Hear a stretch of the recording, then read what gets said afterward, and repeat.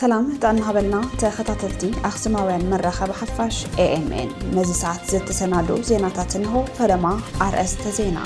جيزياوي من محدار بحيلي بمفراس بعلاو من محدار آتايشة مبالة تقبالنات كم زيبلو تقليزو نعنا زواتانا سلامنا معقابيلو تقالالاي سيبرها سمم بريتوريا كابناي سلام تسفا نابناي بوليتيكا مقاباريانات تغيرو كبل تنتان بوليتيكا قبر ميكايل النقاش قليزو ኣብ ሱዳን ብሰንኪ ዝቕፅል ዘሎ ውግእ ልዕሊ 150,000 ሰባት ካብ መንበሪኦም ተበዛቢሎም ናይዚኦምን ካልኦትን ዝርዝር ክስዕብዩ ሰናይ ምክትታል ጊዜያዊ ምምሕዳር ብሓይሊ ብምፍራስ ባዕላዊ ምምሕዳር ኣጣየሸ ምባል ተቐባልነት ከም ዘይብሉ ተገሊጹ ጉጅለ ሕወሓት ኣብ ከተማ ኣክሱም ተኣኪቡ ዘሕለፎ ውሳነ ሕጋውነት ዘይብሉ ምስረታ መንግስቲ ኢሎም ጀነራል ሳሞራ ዩኑስ እቲ ጉጅለ ንህዝቢ ናብ መረፃ ንከይኣቱ ዕንቅፋት ክፈጥር ጸኒሑ ኣብ መወዳእታ ድማ ማሕተምን ናውቲ ስራሕን ብምምንዛዕ ናይ ሓይሊ ተግባር ከም ዝፈጸመ ዝገለጹ እቶም ጀነራል ቀንዲ ዕላማ እቶም ድሑራት ጉጅላዊ ፕሮፓጋንዲስት ስልጣን ጥራይ ምዃኑን እዚ ስልጣን እዚ ድማ ካብ ተሓታትነት ንምምላጥ ዝደልይዎ እዩ እዚ ድማ መሰረታዊ ሕጋዊ ቅቡልነት የብሉን ክብሉ ገሊጾም ኣብዚ እዋን እዚ ኣብ ትግራይ ዝካየድ ዘሎ ሓፈሳ መናእሰያት ካብ ናይ ቀደም ስትራቴጂ ቃልሲ ሻዕብያ ዝተቐድሐ መርኣያ ዘይሕጋውነት ጥራይ ዘይኮነስ ህዝቢ ኣሚኑ ዝቃለሶ ቃልሲ ብዘይምህላው ናይ ቅቡልነት ምስኣን ዘስዕበ እዩ ክብሉ ሓቢሮም ወለዲ ነቲ ስጋቶም ዝኾነ ግፋ መናእሰያት ንምግታእ ህዝቢ ተወዲቡ ክቃወምን ደቅና ኣይንህብን ክብል ኣለዎ ክብሉ ድማ ፃውዒት ተቕሪቦም ኣብ ትግራይ ተፈጢሩ ዘሎ ህፁፅ ፖለቲካውን ጸጥታውን ቅልውላው ብዝምልከት እቲ ኣብ ቀረባ እዋን ኣብ ኣክሱም ዝተገበረ ምንቅስቓስ ንመስርሕ ሰላም ዓብዪ ስጋት ፈጢሩ ኣሎ ዝበሉ ጀነራል ሳሞራ ተጣይሹ ዝነበረ ጊዜያዊ ምምሕዳር ብምፍራስ ባዕላዊ ምምሕዳር ኣጣይሸ ኣለኹ ዝብል ፖለቲካዊ ስጉምቲ ፍጹም ሕጋዊ ዘይኮነ ኣፍልጦ ዘይብሉ ተግባር ምዃኑ ኣረጋጊጾም ጀነራል ሳሞራ ዩኑስ ነቲ ኣብዚ ቀረባ እዋን ሓደ ጉጅለ ኣብ ከተማ ኣክሱም ተኣኪቡ ዘሕለፈ ውሳነታት ብጽኑዕ ኮኒኖም ኣለዉ እቶም ጀነራል ነቲ ፍጻመ ሕጋውነት ዘይብሉ ምስረታ መንግስቲ ክብሉ ብምግላጽ እዚ ስጉምቲ እዚ ነቲ ኣብቲ ክልል ዘሎ ሕጋዊ ኣሰራርሓ ኣሉታዊ ጽልዋ ዝሕድር ምዃኑ ኣረዲኦም ከመገላለጻቶም ጀነራል እቲ ዝስጉምትታት ዝወስድ ዘሎ ጉጅለ ሕወሓት መጀመርታ ብኣቶ ጌታቸው ረዳ ብምቕጻል ድማ ብሌተናል ጀነራል ታደሰ ወረደ ዝምራሕ ዝነበረ ሕጋዊ ጊዜያዊ ምምሕዳር ስርሑን ከይሰርሕን ንህዝቢ ናብ ስሩዕ መረፃ ንኸየእቱን ዓበይቲ ዕንቅፋታት ክፈጥር ከም ዝጸንሐ ገሊጾም እቲ ጉጅለ ኣብ መወዳእታ ማሕተምን ናውቲ ስራሕን እቲ ጊዜያዊ ምምሕዳር ብሓይሊ ብምንጣቕ ነቶም መራሕቲ ናይ ምስጓጉ ተግባር ከም ዝፈጸመ ጀነራል ሳሞራ ኣረጋጊጾም ናይቲ ክልል ፖለቲከኛታት ቀንዲ ዕላምኦም ስልጣን ጥራይ ምዃኑ ብምግላጽ ብርቱዕ ነቐፌታ ሰንዚሮም ኣለዉ እዚ ሕዚ ዝርአ ዘሎ ናይ ስልጣን ህልኽ ድማ እቶም ውልቀ ሰባት ካብ ተሓታትነት ንምምላጥ ዝጥቀምሉ ዘለዉ ናይ መከላኸሊ ስልቲ ምዃኑ ኣረዲኦም ታሪክ ከም ዝምስክሮ ውዕሊ ሰላም ፕሪቶሪያ ኣብ ዝተፈረመሉ እዋን ህዝቢ ትግራይ ብሰላም ክነብር በቲ ስምምዕ ተስፋ ምንባር ገይሩ እኳ እንተነበረ ጉጅለ ሕወሓት ዝፈጥርዎ ናይ ህልኽ ፖለቲካ ናይ መንባር መሰሉ ከልኪሎም ናብ ኩናት ከኣቱ ኣብ ብርቱዕ ግፋን ማእሰርቲ ወለድን ቀፂሎምሉ እዚ ድማ ዘይሕጋውነቶም ዘርኢ እዩ ክብሉ ዘረብኦም የዛዝሙ ምስ ጋዜጣ ፕላስ ኣብ ዝነበሮም ጻንሒት ስምምዕ ፕሪቶሪያ ካብ ናይ ሰላም ተስፋ ናብ ናይ ፖለቲካ መጋባርያነት ተቐይሮ ክብል ተንታኒ ፖለቲካ ገብረ ሚካኤል ነጋሽ ገሊጹ እቲ ውዕል ምቁራጽ ተጻቦታት ዘይተወደአ ውግእ ብሕቡእ ንምቕጻል እምበር ንነባር ሰላም ዘነጸፈ መሰረት ኣይነበረን ክብል ዝገለጸ እቲ ተንታኒ ምስሓብ ዘይመደበኛታት ዕጡቓትን ምምላስ ተመዛበልትን ከይተተግበረ ስጋት ህዝቢ ትግራይ ይውስኽ ከም ዘሎ ኣፍሊጡ እቲ ቅድሚ 3 ዓመታት ኣብ ደቡብ ኣፍሪካ ፕሪቶሪያ ክፍረም ከሎ ንሚልዮናት ተስፋ ዝሃበ ንናይ 2 ዓመታት ደማዊ ውግእ ትግራይ ደው ዘበለ ውዕሊ ስምምዕ ሰላም ሕዚ ብስቱር ይፈርስ ከም ዘሎን ናብ ናይ ፖለቲካ መጋባርያነት ይቕየር ከም ዘሎን ሓደሽቲ ምዕባለታት ምቕጻሎም ኣነጺሩ ተንታኒ ፖለቲካን ጸሓፍን ገብረ ሚካኤል ነጋሽ ኣብ ዘውፅኦ ሓድሽ ናይ ርእይቶ ጽሑፍ ከም ዝሓበሮ እቲ ውዕል ስምምዕ ሰላም ፕሪቶሪያ ብሰንኪ ሕፅረት ፍትሒ ተሓታትነት ዘይምትግባርን ነባር ሰላም ካብ ምስፋን ንላዕሊ ዘይተወደአ ውግእ ብሕቡእ ክቕጽል ይገብር ኣሎ ክብል ጠቒሱ ፌደራል መንግስቲ ነቲ ጉዳይ ከም ናይ ውሽጢ ዓዲ ምስሕሓብ ጥራይ ብምቕራብ ካብ ማሕበረሰብ ዓለም ዝቐርበሉ ዝነበረ ጽኑዕ ምክትታልን ተሓታትነትን ንምውጋድ ተጠቒሙሉ ኣሎ ዝበለ እቲ ፖለቲከኛ እቲ ውዕል ሰላም ካብቲ ተሃኒፅሉ ዝነበረ ናይ ምሕዋይን ዳግመ ህንፀትን ዕላማታት ወፂኡ ናብ ሓደ ብናይ ዛንታታት ምክልኻል ቁጠባዊ ጽዕንቶታት ወታደራዊ መግዛእትን ዘይተሓታትነትን ዝቆመ ሕቡእ ወጥሪ ተቐይሩ ከም ዘሎ ገሊጹ ኣብቲ ውዕል ሓቂፍዎም ዝነበሩ ዓበይቲ ጉዳያት እንትዝርዝር ድማ ካብ ሓይልታት ምክልኻል ሃገር ወፃኢ ዝኾኑ ዘይመደበኛታት ዕጡቓትን ናይ ጎረቤት ሃገር ሰራዊትን ካብ መሬት ትግራይ ሙሉእ ብምሉእ ምውፃእ ብሰንኪ እቲ ውግእ ዝተመዛበሉ ሚልዮናት ሰባት ናብ መረበቶም ብሰላም ምምላስ ኣብ ልዕሊ ንጹሃን ዜጋታት ዝበፅሐ በደልን ግህሰትን ሰብኣዊ መሰላትን ኣመልኪቶም ዝቐረቡ ናይ ፍትሕን ተሓታትነትን ሕቶታት ምንጋስ ከይተተግበሩ ምትራፎም ነቲ ሕዚ መዐንደሪ ዕጡቓት ሓይልታት ሕጊ ኣልቦነት ስእነት ፍትሕን ተሓታትነትን ሓሊፉ ካብ ቅሁም ናብ ነበልባል ናይ ኩናት ሃልሃልታ ዝቐየረ ዝንቡዕ ኣካይዳ እዩ ክብል ድማ ገሊፅዎ ተንታኒ ፖለቲካን ዝሓፍን ገብረ ሚካኤል ነጋሽ ኣብ ትግራይ ቀረብ ነዳዲ ብምቁራፁ ምክንያት ቁጠባዊ ምንቅስቓሳት ትክልል ከቢድ ዕንቅፋት ከም ዝገጠሞ ተገሊጹ መሰረታዊ ሸቐጣ ሸቐጥን ኣገልግሎታትን ብምክንያት እገዳ ነዳዲ ዋጋታት ብናህሪ ከም ዝወሰኸን ህዝቢ ኣብ ከቢድ ፀገም ከም ዝርከበን ተሓቢሩ ፃውዒት ኣህጉራዊ ትካላት ሰብኣዊ ሓገዛት ብቕፅበት ናብቲ ክልል ንምእታው ፃዕርታት ክሕይልን እገዳታት ክለዓሉን ዝፅውዑ ፀብፃባት ይወፁ ኣለዉ ኣብዚ ሕዚ እዋን ብሰንኪ ዝተቋረፀ ቀረብ ነዳዲ ኣብ መላእ ዞባታት ትግራይ ዝርከቡ ፋብሪካታት ትካላት መጓዓዝያን መሰረታዊ ኣገልግሎታትን ናብ ሙሉእ ብምሉእ ምቁራፅ የቕንዑ ኣለዉ እዚ ድማ ንሚልዮናት ዜጋታት ናብ ዝኸፍአ ሰብኣዊ ሓደጋ ዘእቱ ህፁፅ ኩነታት ፈጢሩ ይርከብ ኣብ ትግራይ ኣብዚ እዋን እዚ ከቢድ ቁጠባውን ሰብኣውን ቅልውላው ከም ዘጋጠመ ዝተፈላለዩ ዞባውን ኣህጉራውያንን ፀብፃባት ኣረጋጊፆም ብፍላይ ድማ ምስ ቀረብ ነዳዲ ናይቲ ክልል ብምቁራፁ ምክንያት ኩሎም ቁጠባዊ ምንቅስቓሳት ከም ዝተሰናኸሉ ንግዳዊ ንጥፈታት ከም ዝደስከሉን ብሰንኪ እዚ ድማ ኣብ ልዕሊ ህዝቢ ትግራይ ከቢድ ናህሪ ዋጋታት ከም ዘጋጠመ ተሓቢሮም ናይ ዓይኒ መሰኻኽርን ሰብ መዚ ቁጠባን ከም ዘረድእዎ እቲ ንኣዋርሕ ዝቐፀለ ፅልዋ ሕፅረት ነዳዲ ኣብዚ ቅንያት እዚ ናብ ዝኸፍአ ብርኪ በፂሑ ኣሎ ሰራሕተኛታት መጓዓዝያ ከም ዝገለፅዎ ነዳዲ ብስሩዕ ካብ ወደባት ተበጊሱ ናብቲ ክልል ዝኣትወሉ መስመር ብምግዳቡ ህዝባዊ ዕደት ፌርማታታት ደው ኢሉ ይርከብ እዚ ኩነታት እዚ ድማ ንተምሃሮ ንሰራሕተኛታትን ንሓካይምን ካብ ቦታ ናብ ቦታ ናይ ምንቅስቓስ ዓቕሞም ኣልሚስዎ ይርከብ ብተወሳኺ ትካላት ንግዲ እቲ ክልል ብሰንኪ እዚ ቅልውላው ዘጋጠሞም ክሳራ እናገለፁ ኣብ ዘለውሉ እዋን ገለ ኣፍረይቲ ፋብሪካታት ብምክንያት ሕፅረት ሓይሊ ኤሌክትሪክን ነዳዲ ጀነሬተራትን ስርሖም ከቋርፁ ተገዲዶም ኣለዉ እዚ ድማ ኣብ ዕዳጋ ዝርከቡ ናይ ውሽጢ ዓዲ ፍርያት ከም ዝጠፍኡ ገይረሎ እቶም ካብ ደገ ዝኣትዉ መሰረታዊ ሸቐጣ ሸቐጥ እውን እንተኾኑ ብሰንኪ ከቢድ ናይ መጓዓዝያ ክራይ ዋጋታቶም ካብ ዓቕሚ እቲ ህዝቢ ንላዕሊ ብናህሪ ክውስኽ ምክንያት ኮይኑ ኣሎ ሰብኣዊ ሓገዝ ዘቕረቡ ትካላት ከም ዝሓበርዎ ድማ እቲ የጋጥም ዘሎ ናይ ነዳዲ ምቁራፅ ንዕደላ መግብን ኣፋውስን ዓንቂፍዎ ይርከብ ክብሉ ይገልጹ ሓያሉ ሆስፒታላትን መዕቆቢ ስደተኛታትን ዝጥቀምሎም ማሽናት ኤሌክትሪክ ንምስራሕ ዝኸውን ነዳዲ ብምስኣኖም ህይወት ሰባት ኣብ ሓደጋ ወዲቑ ከም ዝርከብ እቶም ትካላት ኣጠንቂቖም ኣለዉ ማሕበረሰብ ዓለምን ሰብኣዊ መሰላት ዝጣበቑ ኣካላትን ነዚ ኣብቲ ክልል ተፈጢሩ ዘሎ ህፅፅ ኩነታት ብምሕዛብ ኩሎም ወገናት ንህዝባዊ ረብሓታት ቀዳምነት ክህቦን ቀረብ ነዳዲ ብቕፅበት ክኽፈትሉን ይፅውዑ ኣለዉ እዚ እንተዘይኮይኑ ግን እቲ ሰብኣዊ ቅልውላው ናብ ዘይቕረፈሉ ብርክን ዘስካሕክሕ ሓደጋን ክሰጋገር ከም ዝኽእል ተንተንቲ ቁጠባን ሰብ ሞያ ሰብኣዊ ሓገዝን የገንዝቡ መንግስታውያን ሰብ መዚ ነቲ ኩነታት ንምርግጋእ ምስ ዝተፈላለዩ ኣካላት ይዘራረቡ ከም ዘለዉ እኳ እንተገለፁ ክሳብ ሕጂ ግን ኣብ ባይታ ዝተረጋገፀ ለውጢ ወይ ፍታሕ ከም ዘይተረኸበ ካብቲ ቦታ ዝወፁ ፀብፃባት የረድኡ ህዝቢ እቲ ክልል ነዚ ከቢድ ጾር ሕሰም ተፃዊሩ ኣብ ዝርከበሉ እዋን ህፁፅን ዘላቕን ፍታሕ ምንዳይ ናይ ኩሎም መሻርክቲ ኣካላት ቀዳማይ ዕማም ክኸውን ይግባእ ዝብል ፃውዒት ቀሪቡ ኣብ ሱዳን ብሰንኪ ዝቕፅል ዘሎ ውግእ ልዕሊ 150,000 ሰባት ካብ መንበሪኦም ተመዛቢሎም ኣሽሓት ሱዳናውያን ተመዛበልቲ ኣብ ዶብ ኢትዮጵያ ባዝዩ ከቢድ ኩነታት ወዲቖም ሓገዝ ይፅበዩ ከም ዘለው ኣዲስ ስታንዳርድ ገሊጹ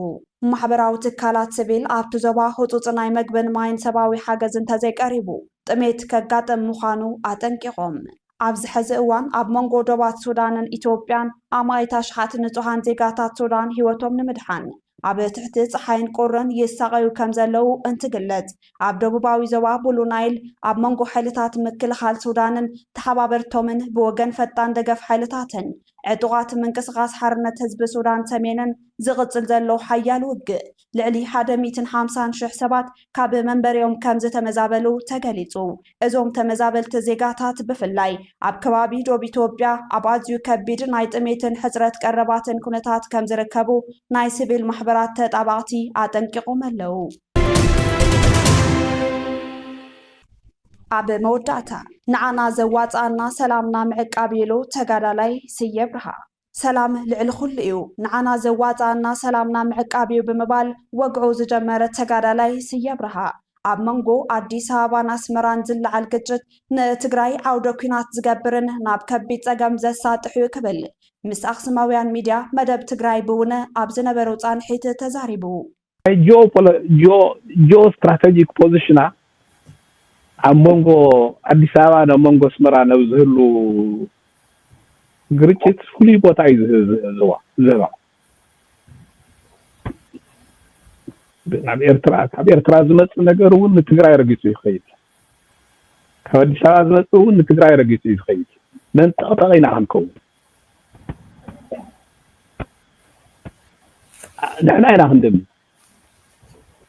ንሕና ኢና ክንድብደብ ብመድፍዕ ስለዚ ንዓና ዘዋፅአና ሰላምና ምዕቃብ እያ ታዋና ነገር እዚ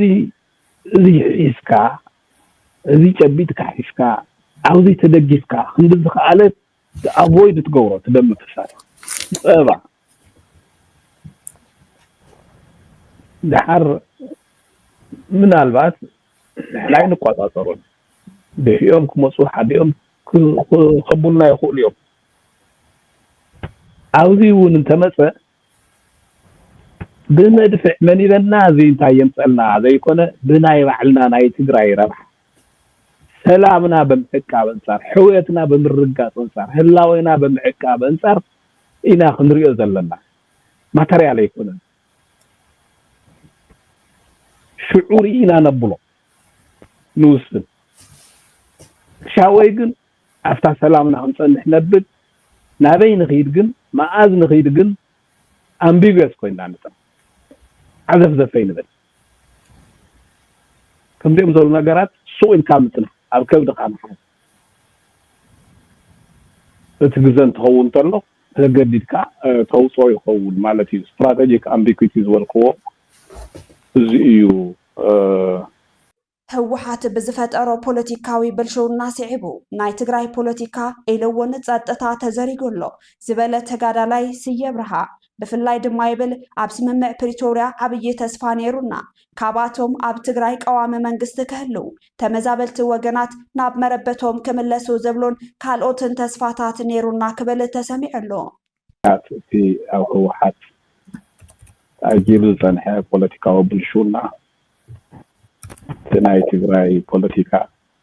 ናይ ትግራይ ፀጥታ ተዘሪብሉ ተስፋና ዝነበረ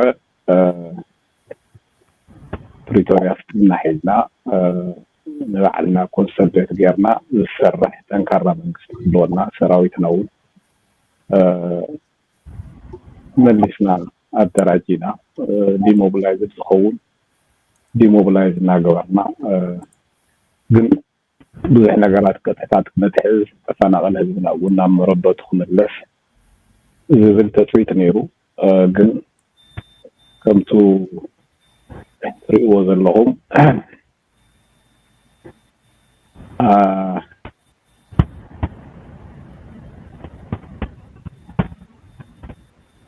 እቲ መንግስቲ ናይ ህወሓት ዓውደ ኩናት እዩ ኮይኑ ዘሎ ካብ ኩሉ ሕማቅ ክዓት ፖለቲካዊ ብልሽውና سراويتون لحيخو زاقيد بزح وكينا محلنا نيرنا قل بزحي تقدم قل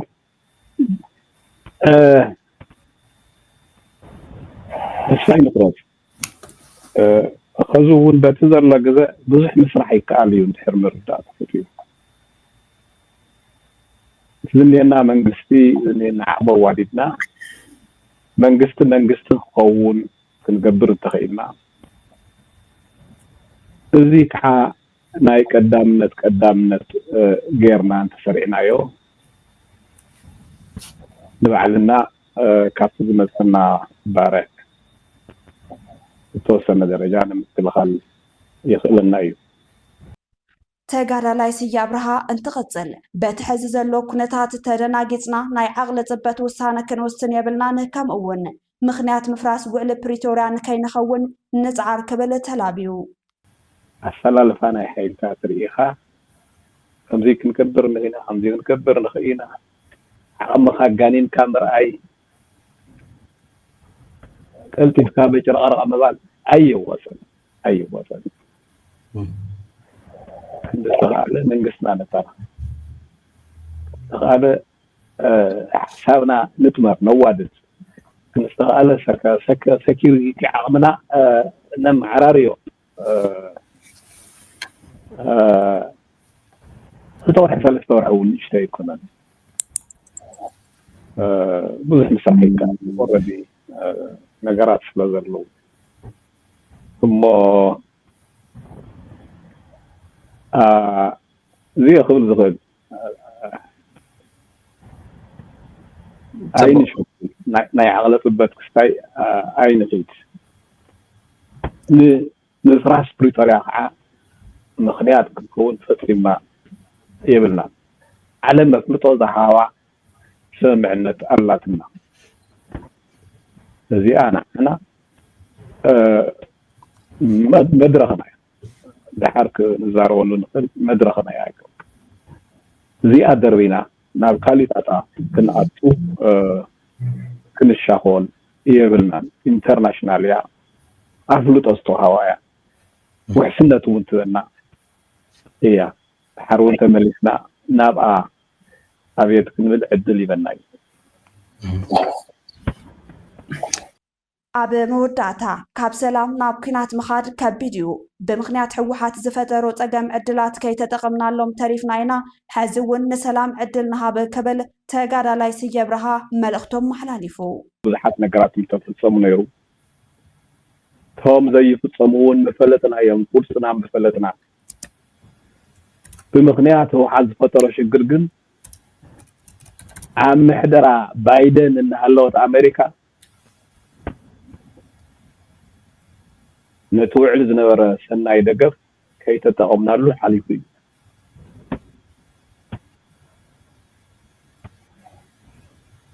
قل نسنكوكو أنا نشتي عين الصادف نقفو نعلوتا نقونس عين الصادف نسلام سجينا حبو نسنكوكو أيزبت ناتو نسمعو حال حليفو زقرمي ودبنا خيد حنتس نعمربتنا خنملا سين دلني لهم تجارة حواتنا حتنا زرزرة سميع قريمون هو قد مخدمة متعوكو نودي إلناكم بواعي باقة لما ليلكم يهم كو عزين جيعهم ويلوم بالفقنا قدمتهم ناتنا حسابات تزري والسميع الذي تم حرارينا نفتشها نستنققها قرصنا نفلت قن نابين فولتينا كمزيون ناولنا قدمنا نمدم دم تاين وسد اين خيد اين زبن ناب زي كون سقمتي كباريو كاب سلامنا وكينات مخال كبيديو